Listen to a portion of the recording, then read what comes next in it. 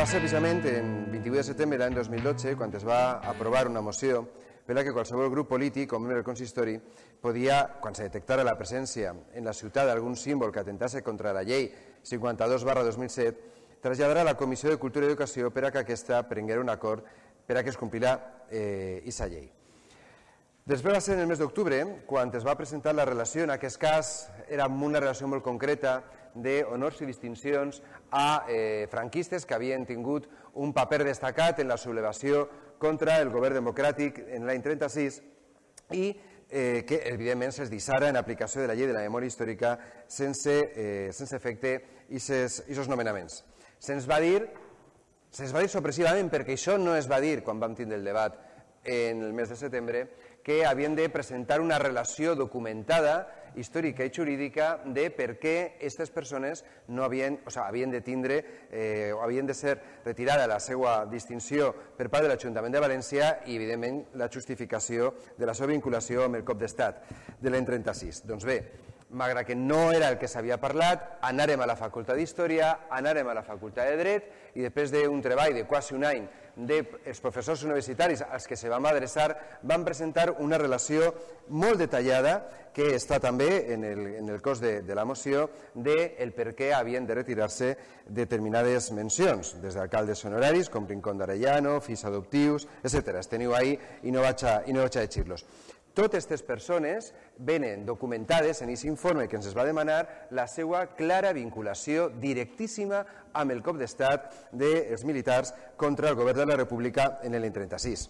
Lo primero que vemos es que por parte de los propios solicitantes de la retirada de honores a personalidades que califican de franquistas en moción de julio del 2014, se ha incumplido el dictamen de la Comisión de Cultura y Educación de octubre de 2012, pues dicho dictamen exige se aporte a los respectivos expedientes individualizados los pertinentes informes históricos y jurídicos de instituciones oficiales y personas con la suficiente relevancia y rigor objetivos.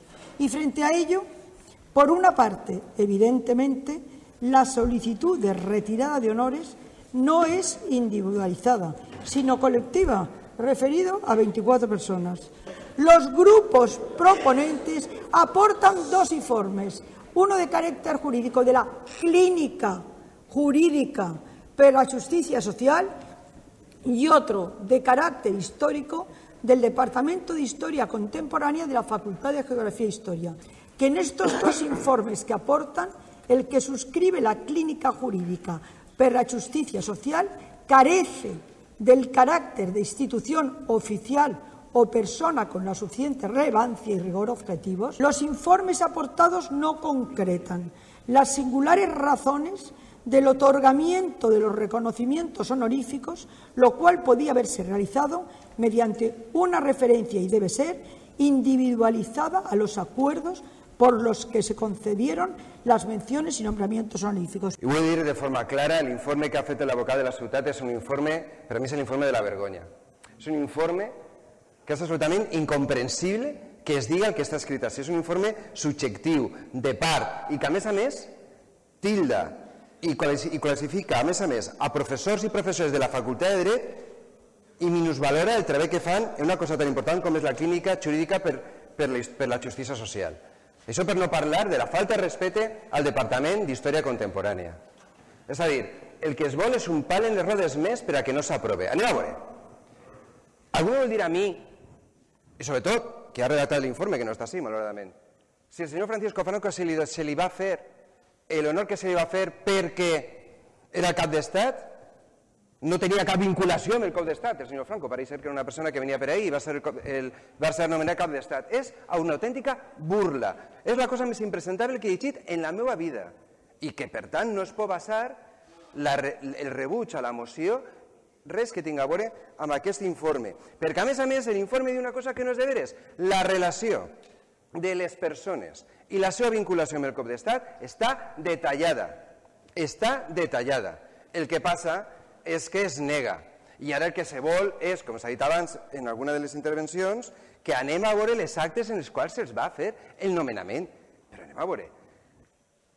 És que, clar, anaven a ficar que se'ls nomenava quan havien signat alguna pena de mort o quan havien anat a recollir a Gran Bretanya fons per a comprar armes o per a finançar els bombardejos en altres coses de la ciutat de València. Home, clar, per això no se'ls anava a nomenar, se'ls nomenava perquè en aquest moment eren ministres per cert de la dictadura, que pareix que foren ministres després d'un govern democràtic. No acceptar aquesta moció és, una vegada més, tornar a evidenciar que no es vol complir en la llei, una llei que va ser acceptada per el Partit Popular molt a regañadients i que ara, quan se vol ficar en la pràctica, se'ns obliga a l'oposició a ficar-nos en una situació en la que inclús, i ja acaba, senyor alcalde en funcions, a confrontar amb un informe que jo, la veritat, no he vist un informe tan subjectiu i tan de part. Des de l'any 1977 a l'any 2015 han passat 38 anys i ara és precisament el moment en què es pot fer justícia perquè es complisca una llei que va en aquest sentit. De veres, jo el que es demana a l'equip de govern és que no s'emparen en un lamentable informe, en un informe vergonyós, i que s'emparen en la llei, que és en la que s'estem emparant nosaltres per a presentar la moció, i que d'una vegada per totes, abans de que acabi aquesta legislatura, cap de les persones que va participar en la repressió sanguinària en aquest país tinga cap honor ni distinció en la nostra ciutat. El pueblo va a triunfar, millones ya imponen la verdad. Y ahora el pueblo que se alza en la lucha.